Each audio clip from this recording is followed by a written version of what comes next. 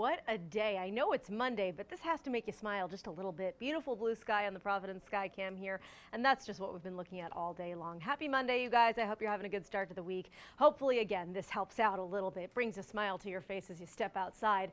Don't worry, you still have plenty of daylight left. Remember, sunset getting later and later now after 7:35, so you have plenty of time to enjoy the blue sky before we see the sun set. And enjoy these temperatures, too.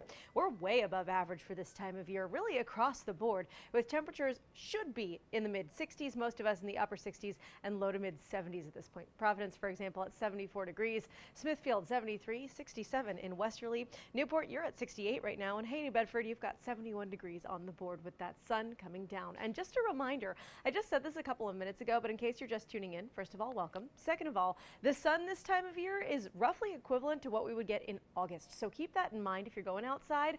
Little SPF, not a bad idea.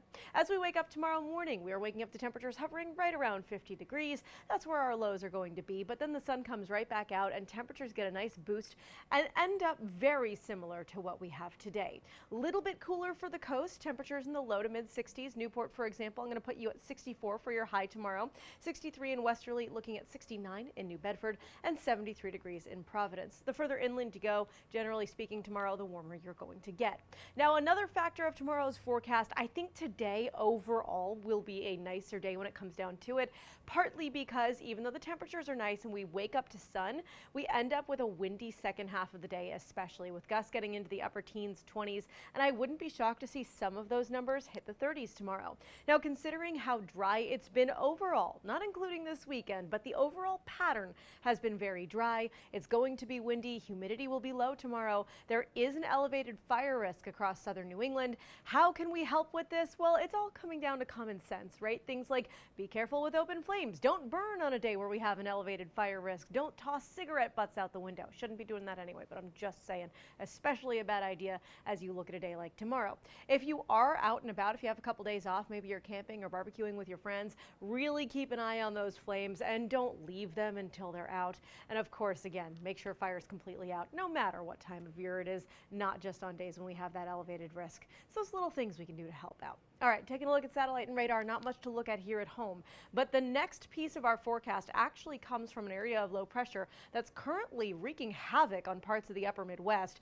This storm bringing not just severe thunderstorm warnings, but some tornado warnings already to states like Minnesota, Wisconsin, for example, areas like Eau Claire, Wausau, seeing some issues with severe weather today.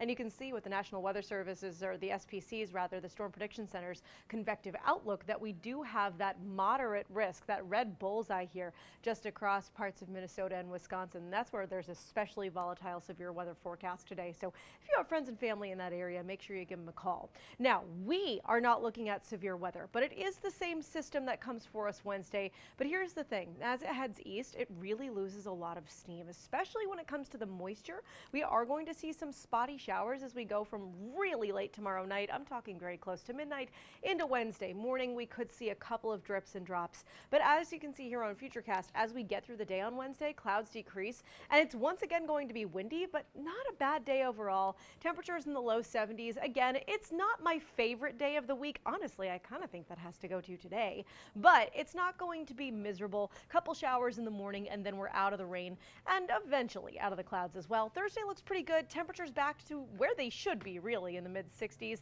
and then we're looking at a couple showers at the end of the week. Okay.